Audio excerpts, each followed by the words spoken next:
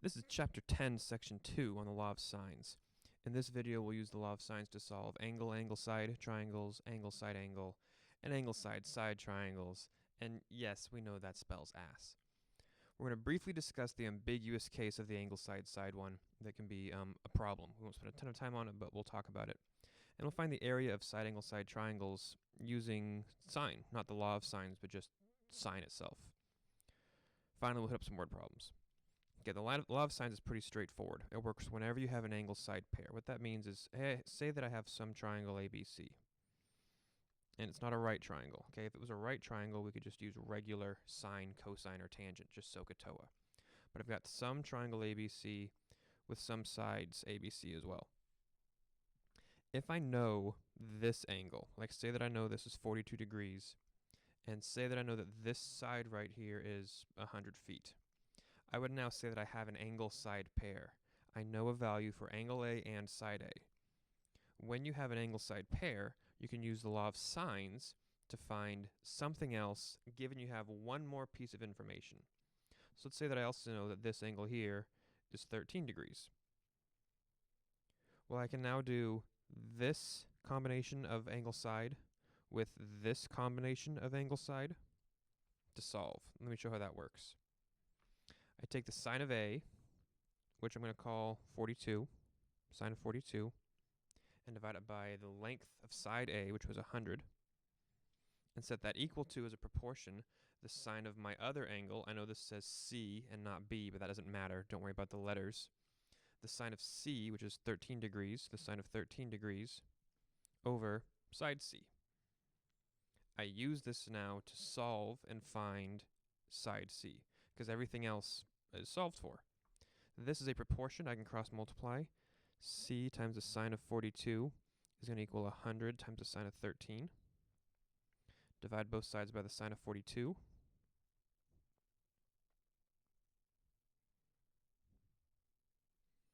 And this will come out to whatever the values of C. So I'm going to pull up my calculator, check to make sure that I'm in degrees and not radians. I press the mode button to do that. Let's make this a little bigger. Now that size is fine. If I do 100 times the sine of 13, and then divide it by the sine of 42, I get 33.6. So side C over here was 33.6 feet. Then let's say I wanted to find the last remaining side and angle. Well, because I know this is 42 and this is 13, I can find angle B pretty easily. 42 plus 13 is 55, so that all has to add up to 180. So this must be 125, right? Because all three angles of a triangle add up to 180. So I can again just set up the sine of A over A equals the sine of B over B, and solve that for B the same way. I would cross multiply. 100 times the sine of 125 divided by the sine of 42 would equal my B value. I went through that last one really fast, but you just follow the same steps you would over here. We're just solving a proportion. I shouldn't be spending too much time on that. That's the law of sines. The law of sines works whenever you have an angle-side pair. It's pretty straightforward and pretty wonderful.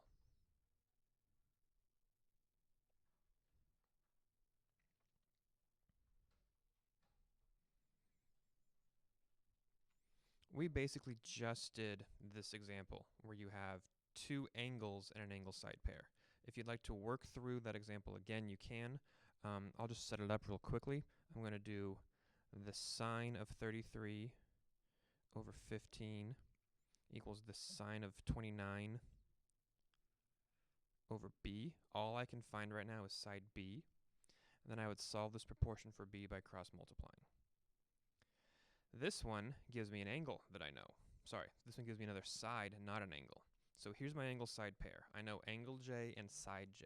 So I can set up the sine of J, which is 11, over the side of J, which is 200, and have that equal to the sine of K over 500. The only thing I can find right now is this angle right here. That's the only thing I'm capable at this point with my law of sines. Now this involves a sine of k, so to solve that I'll eventually have to do an inverse sine. So I'm going to start by cross multiplying. 500 times the sine of 11 is going to equal 200 times the sine of k, which looks like sync. Maybe I'll make it look less like sync. Divide both sides by 200.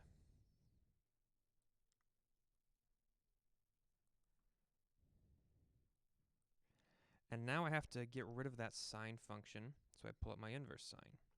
If I do an inverse sine of both sides, this sine inverse and this sine undo each other, they're inverses, leaving me with the sine inverse of 500 times the sine of 11 over 200. And that equals just my angle K. I'm going to type it into my calculator just like that. Let's get the bigger calculator. Here it is. I'm going to type in second sine to get sine inverse. The sine inverse of 500 times the sine of 11. Close that little parenthesis. Divide it by 200. Close that parenthesis. And see, I missed a 500. I typed in 50, so I'm going to insert. Second delete is insert. Second delete inserts one more 0. That looks pretty good. That angle is 28.5 degrees.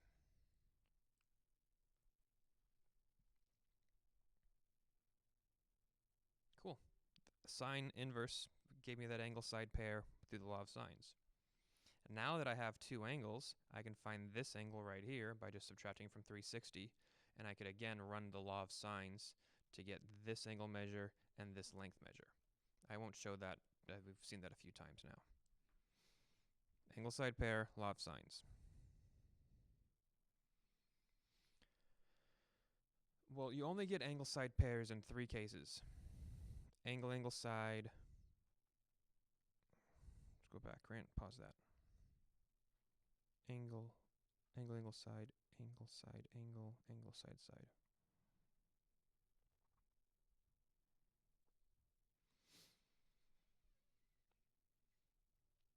So the issue becomes, when can you use law of sines, and in what triangles do you have angle side pairs? Angle, angle, side gives you an angle side pair. Angle side, side gives you an angle side pair. Angle side angle doesn't actually give you an angle side pair. Like if I drew an angle side angle triangle, say that I knew this angle, this side, and this angle, I don't have an angle side triangle, angle side pair, excuse me, but I can very easily find this angle, and now I do have an angle side pair. So if you have two angles and a given side, you'll be able to use law of sines in some capacity. But there's a problem with the angle side side triangles. In some cases, there's what's called this ambiguous angle side side case. So let's draw this example. Say that I have angle A, which is 30 degrees, which I'll just put here. This is 30 degrees, angle A. Side C, well, I'm going to call this B and call this C right now. Side C would be this side right here. That side's going to be 20 feet. And side A is going to be 12 feet. Now, you'll notice I didn't actually close that triangle because there's a few possible ways that an angle side side triangle can be built. This only applies to angle side side. Let me show you what I mean.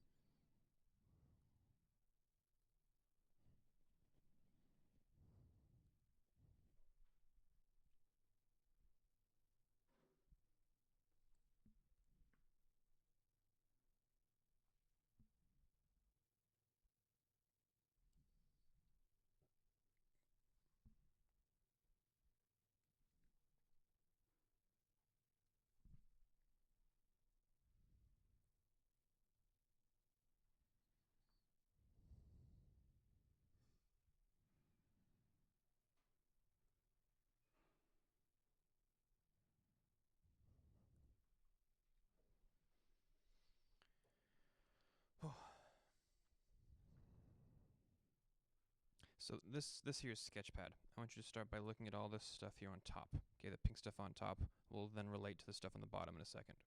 What I have right now is a fixed angle A. Okay, there's angle A with no sides attached to it yet. Here's going to be side C, here's going to be side A. And these lengths are also fixed, they can't change. Where they're angled can change, but length A and length C. So let's say I took side C and I put it right on angle A. Looks like that. And then I took side A and had these point B's match up. Well, this is called a hinge. It can kind of basically fall down and hit this triangle at some point. But there's this really weird scenario where it's possible to hit the triangle more than once. So now look down here. Let me show you what I mean. If this side A is too short, when it swings down, it will never actually finish off and close a triangle. If side A is exactly the length of the height, it makes one triangle, this right triangle right here. But there's this frustrating case where side A could be longer than the height of this triangle. Here's the height, longer than the height, but shorter than side C. And it can potentially make two triangles. It can make a triangle right here, an acute triangle, and it can make a triangle right here, an obtuse triangle. This is called the ambiguous case, where two possible triangles can be made given an angle side setup. Now that only happens if this opposite side A is longer than the height but shorter than the opposite side, or than the other side C. In this class, we're not going to deal with the math of the ambiguous side case. It's a pre-calc discussion. I want you to be aware of it, but know that all the problems that I'm giving you, you're not going to have to worry about which triangle is possible. There'll just be this one triangle right here possible. But I definitely want you to know that this is a concern that can happen in case you come across these problems in other times.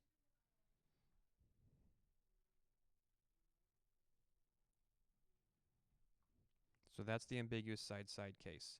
If you have an angle side triangle, in a real world context, you have to wonder, is it possible that I could have the acute triangle and the obtuse triangle, and that can affect the mathematics that you're calculating?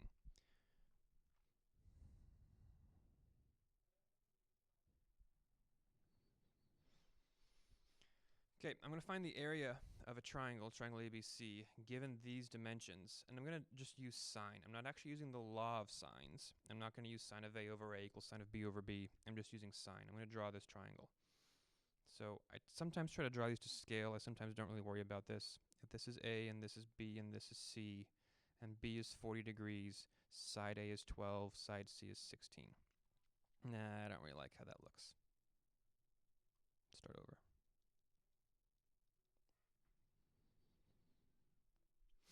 I'm going to kind of try to draw this to scale a little bit. So I'm going to make side B be down here in the bottom left corner, just for simplicity's sake. It makes things easier to see. So if that's B, then this will be A and this will be C down here. So the length A is 12 and length C is 16. So it wasn't actually drawn to scale. You can see that my side C looks shorter than my side A, but whatever, I'm not worried about it. I want to find the area of this triangle. We know that the area of a triangle, one way to find it is 1/2 times the base times the height. Well, I'm going to call this 12 right here the base. I need to find the height. There's this thing you can do in geometry and math that you don't like initially, but you have to get kind of familiar with it. You can just start drawing lines. I know there's a height right here coming out of point A towards this base. I'm going to call it h for height. I want to find the length of that height. Now that h is not for hypotenuse. I'm going to start using a right triangle. Right, I've got a right triangle there, so I'm going to use Pythag. But that h is not for hypotenuse, it's for the height. To find that height, I'm going to use sine, right? If I think about this 40-degree triangle that I just drew, this is 40 degrees, this is 16, this is h. We don't know this length. We can't say it's 6. It's not going to be half. We can't say that it's 6. We don't know that length. But because we have sine, I know that sine is opposite over hypotenuse. The sine of 40 degrees is going to be h over 16. That means that 16 times the sine of 40 is going to give me my height. So I can turn this into 1/2 times 12 times 16 sine 40. and calculate the height from that. I'm not going to bother actually calculating that. I don't really care. That's how you can find the height. We can take that process that we just did and generalize it. Meaning, suppose we didn't have numbers. Suppose we just had a general triangle. I called this B, and I called this A, and I called this C. But let's just say we only know this length here is A, and this length here is C. Well, I can do 1/2 times base times height. And I know that the base right now is actually side A. I know that the height was the sine of angle B times this side C.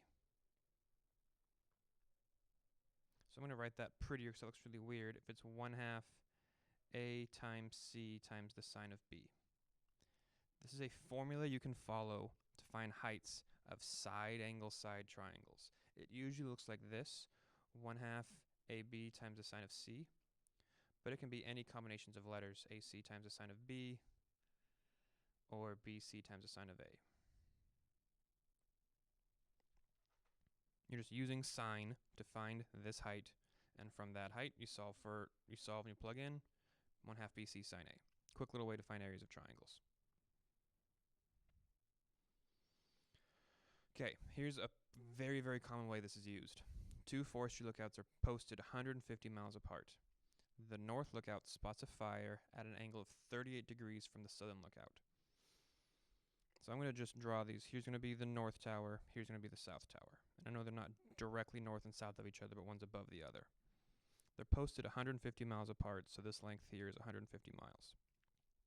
It says the northern lookout tower spots a fire at an angle of 38 degrees from the southern. So way out here is my big fire, and they see it like this, and this angle here is 38 degrees. The southern lookout spots a fire at an angle of 55 degrees from the northern.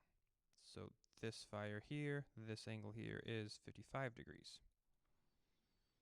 How far is the fire from each lookout? What we're looking for is this length X and this length Y. Well, this is an angle-side angle triangle. It doesn't give us an angle-side pair to begin with, but we can find this angle very easily. I know that 38 plus 55 is 93, and 180 minus 93 is 87. So this angle right here is 87 degrees. Now we have an angle-side pair. The sine of 87 over 150 can equal, let's find side X first. I want to find side X first. I do the sine of 55 over X. To solve this, you cross multiply and divide, so that becomes 150 times the sine of 55 divided by the sine of 87 to get X. I did a few steps there in one, but we've seen this a few times, so I don't think I need to go through this too carefully. Calculate this.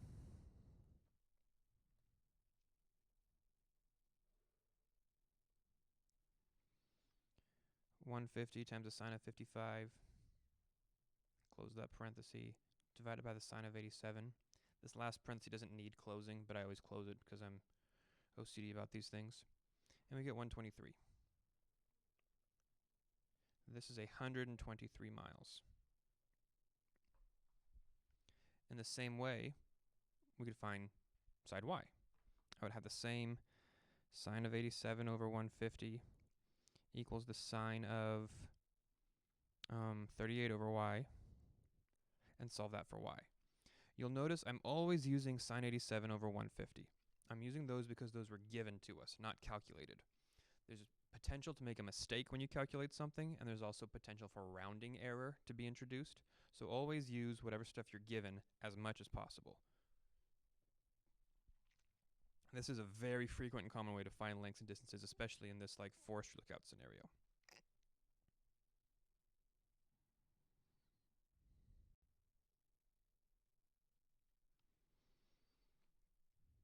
Here's a type of problem you're actually going to do in class as a project.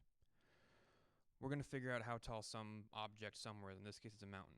So here's some big old snow-top mountain. We don't know how far we are from the mountain, right? We're standing way out here. We see some mountain off in the distance. We don't know how far we are from it. And it'd be very hard to measure this distance. And even that doesn't help us, because what we're really worried about if we're finding the height is this distance, and we're going to like dig into the mountain to find the center of it, right below the peak. We don't know how far we are from the mountain. But there's a few quick measurements we can make. We've got our protractor and a tape measure. We measure the angle of elevation from the ground to the top of the mountain. That's going to be this angle here. We measured that angle to be 20.1 degrees. We then step 200 feet closer, so we walk 200 feet closer, and we measure again. The angle is now 20.3 degrees. So this angle right here is 20.3 degrees. And as you can clearly see, this is not to scale, and we're not going to worry about that. Given just this information, 2 angle measurements and 1 distance measurement, we can find the height of the mountain. Take a second, think if you can figure out how that would work. I'm going to change how this looks a little. Let's make it a blue mountain.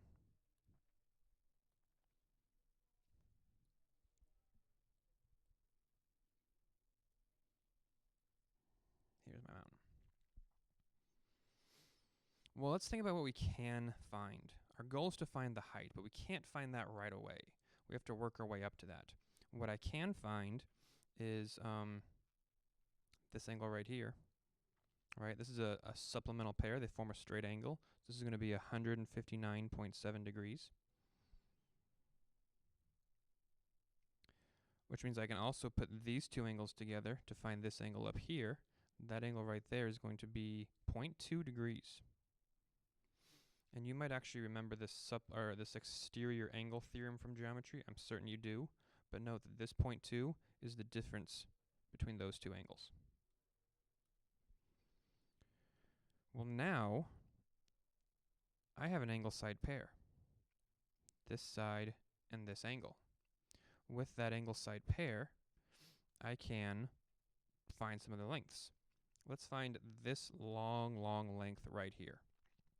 I can do the sine of 0.2 over 200 equals the sine of 159.7 divided by x. I'm doing this angle side pair inside what was a triangle looking kind of like this. I'm doing this triangle right now.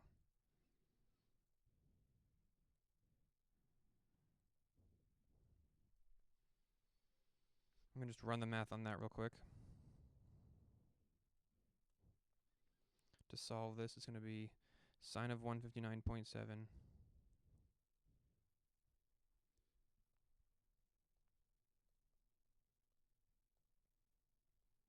times 200 divided by sine of 0.2.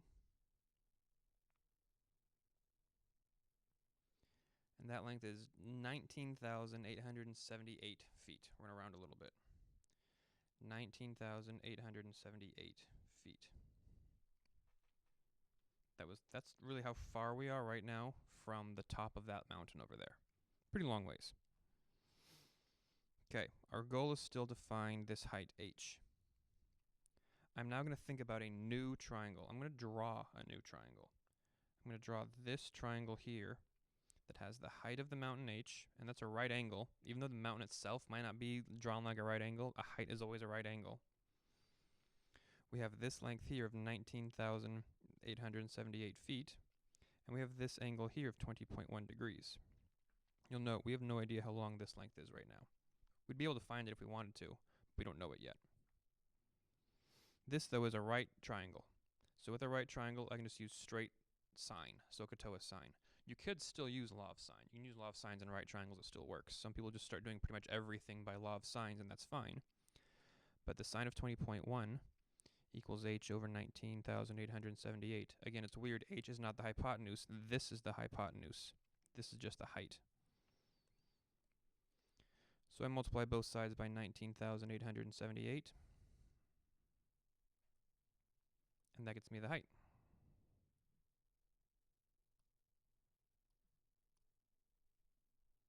Take my previous answer in my calculator and do it times the sine of 20.1.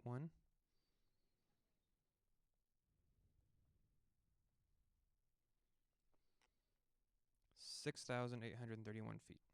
That's the height of this mountain, 6,831 feet, a little over a mile. Calling that a mountain might be a stretch in some regions of the world. I think this is so cool, personally. that I can find the height of an object without even approaching the object, like without going up to it and putting a tape measure to it or knowing where the base is. I can find the height of anything if I can just find two angles and a distance between them. It's super cool. I can find heights of things that are across rivers. I can find heights of things that have big walls between us. At some level, you might have to start worrying about the curvature of the Earth.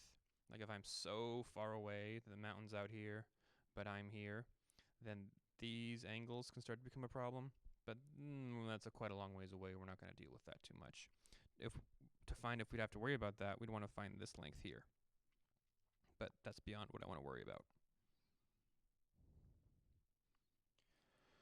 Okay, we did it. Law of sines can be used to solve any triangle with an angle side pair. It's not the same as plain old sine and SOHCAHTOA. It's a different property. The law of sines is not just SOHCAHTOA. You can find the area of a side angle side triangle, and that's not how you spell triangle, with the formula 1/2 BC sine A or AB sine C or AC sine B, whatever you want. There are cases of angle side side triangles that are a pain in the angle side side. Angle of elevation, I maybe should have made this more clear. Angle of elevation means looking up from the ground or from horizontal. Okay, this is an angle of elevation. Angle of depression is looking down from horizontal. I think I meant to mention that earlier in the video and I didn't, but I'm not going to go back and do it again because I've got stuff to do, people. I got a life to live. You do too, I'm sure. Angle of elevation means looking up from horizontal. Angle of depression means looking down from horizontal. There's your law of sines. Next video we'll do the law of cosines. Law of cosines is it starts very Pythagorean, c squared equals a squared plus b squared. But then there's this minus 2ab times the cosine of c. It gets thrown in there. So let's look forward to that. Peace.